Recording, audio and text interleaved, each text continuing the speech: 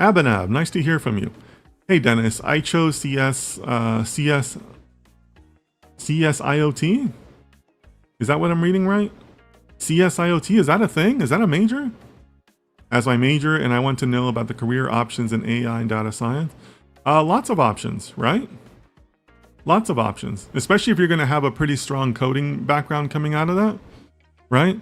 So now it's up to you to learn more about business and learn more about the modeling, not the modeling side, the methodology side of data science.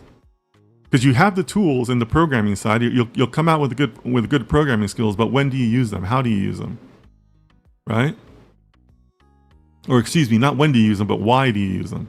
Right? The code is the how, but you still need to know the why and the when. Right? So learn about business, right? Because you're gonna have to make some business impact. Computer science degrees, computer science curriculums aren't always good about that. You know, computer science curriculums typically don't include a lot of business courses. You know, so you kind of have to choose to take those as electives.